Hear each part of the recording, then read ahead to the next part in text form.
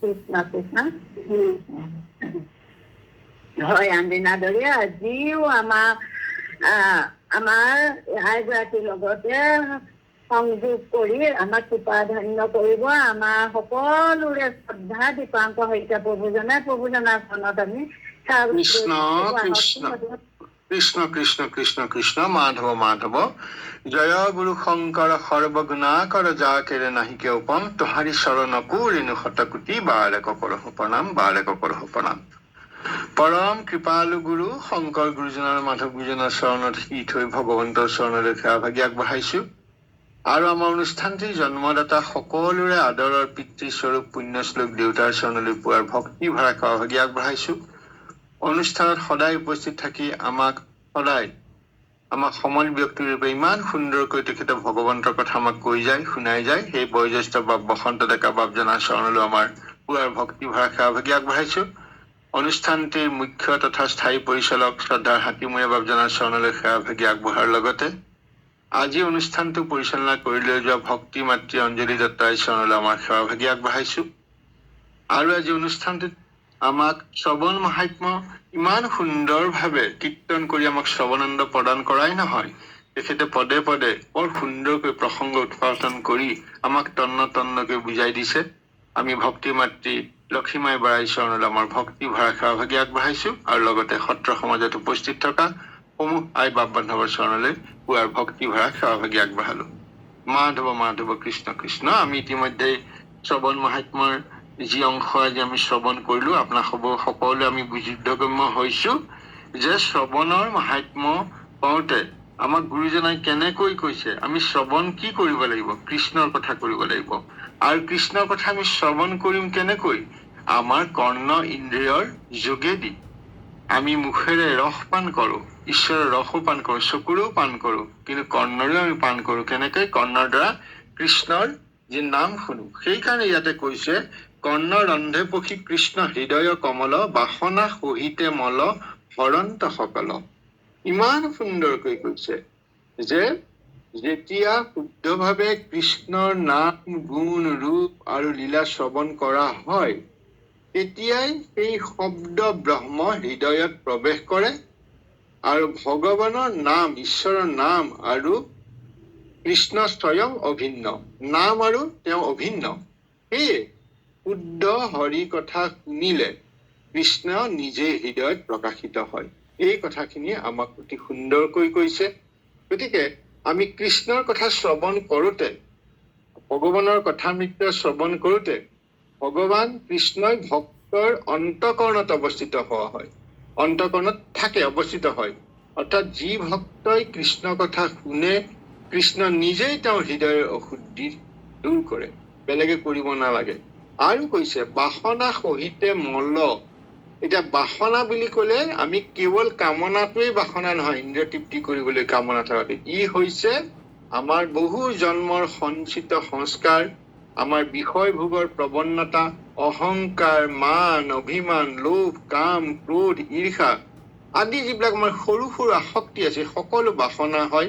আৰু এইবোৰে আমাৰ জীৱক, মানৱক পুনঃ সংসাৰত বান্ধি ৰাখে।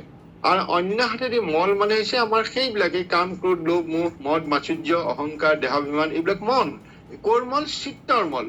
এতিয়া গুৰুজনাই কৈছে যে কেৱল পাপেই নহয়, পাপৰ মূল কাৰণ বাসনাও কৃষ্ণৰ নামে আমাক নাশ কৰে। কৃষ্ণৰ নামে পাপেই নহয়, আৰু পাপ কৰিবৰ কাৰণে যি বাসনা হয় সেইবিলাকো নাশ কৰে। আৰু এইখিনিতে আমি গীতাৰ 10ম অধ্যায়ৰ 11 নম্বৰ শ্লোকত পাইছো, তেষাং অনুকম্পাৰ্থং এব অহম আত্মভাৱস্থ ভাষ্যতা জ্ঞান দীপেন অজ্ঞানজং তমঃ নাশয়ামি। অৰ্থাৎ আমাক কলে যে ভক্তৰ হৃদয়ত অৱস্থিত হৈ থকা অজ্ঞানৰ অন্ধকাৰ ভগৱন্তই কৈছে মই সোমাই নাশ কৰো। আৰু কেতিয়া হব? কেতিয়া সোমাই নাশ কৰিব? যেতিয়া আমি কৃষ্ণ কথা শ্ৰৱণ কৰিম। আৰু কৃষ্ণ কথা শ্ৰৱণ কৰাৰ লগে লগে আমাৰ ৰসবৰ্জং ৰসোপস্য পৰং দৃষ্টা নিবৰ্ততে, বিষয় বাসনাবোৰ আপনা আপুনি নাইকিয়া হৈ যায়। গতিকে আমি বাসনাৰ সহিতে মল হৰন্ত কৃষ্ণৰ কথাই কেৱল জ্ঞান নিদিয়ে, কৃষ্ণ স্বয়ং হৃদয়ত প্ৰকাশিত হৈ শুনাৰ লগে লগে আৰু তেওঁ চিত্তৰ অশুদ্ধিবিলাক ধুই পেলায়। গতিকে পাপৰ বীজ তেওঁ দগ্ধ কৰে। অকল পাপেই নহয়, পাপৰ আহিবই নোৱাৰে। গতিকে পাপৰ বীজ মূল উখালি পেলাব পাৰে কৃষ্ণৰ কথাই। গতিকে ভগৱানৰ কৃপাৰে বাসনাৰ মূল নষ্ট হলেহে হৃদয়ত আমাৰ প্ৰেম ভক্তি সম্পূৰ্ণৰূপে বিকশিত হ'ব। গতিকে কৃষ্ণৰ কথা শ্ৰৱণ কৰিব লাগিব। আৰু শেষত আমাক আজি বৰ সুন্দৰকৈ এটা কথা ব্যাখ্যা কৰিছে, কেনেকৈ শৰৎ কালত জল পবিত্ৰ হয়। এই সকলোবিলাক হৈছে কৃষ্ণৰ কথাৰ লগত সম্পৃক্ত হৈ থকা বস্তু।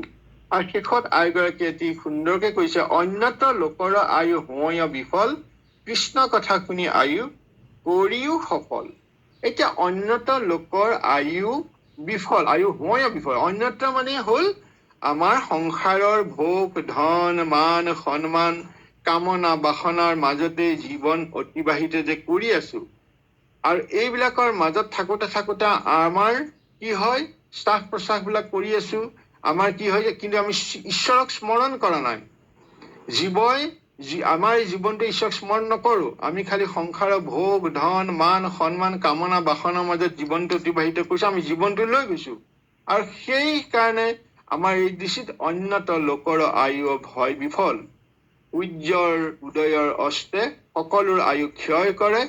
কিন্তু যি সময়ত ভগৱানৰ কীৰ্তন বা ভগৱানৰ কথা শুনে, তেতিয়া হলে কি হব, সেই আয়ুৰ ক্ষয় প্ৰকৃততে নহয়, সেইটো জীৱনৰ সাৰ্থকতা হয়। আয়ু ক্ষয় হব, কিন্তু আয়ুটো প্ৰতিটো আয়ুতে আমি যে জীৱাই আছো, আমি শ্বাস প্ৰশ্বাস লৈ আছো, নাম শুনি আছো, লগে লগে আমাৰ কি হৈছে, জীৱনটো এইটো কাৰণে সাফল্য হৈছে যে আমাৰ হিয়াত অজ্ঞান আসক্তি আৰু পাপ সংস্কাৰ বিলাক লাহে লাহে নাইকিয়া হৈছে।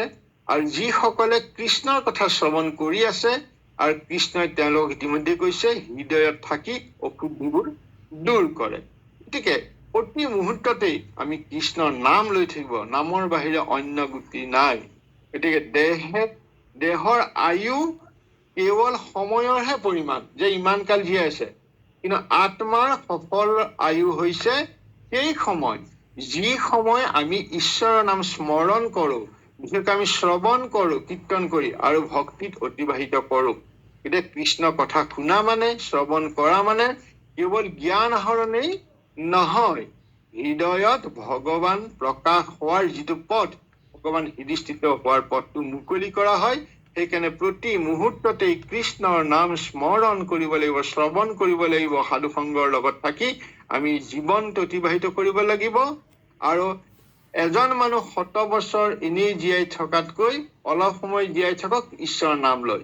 গতিকে জীৱনৰ মূল্য বছৰে নহয়, ভগৱানৰ নাম শ্ৰৱণ আৰু স্মৰণেৰে জোখা হয়।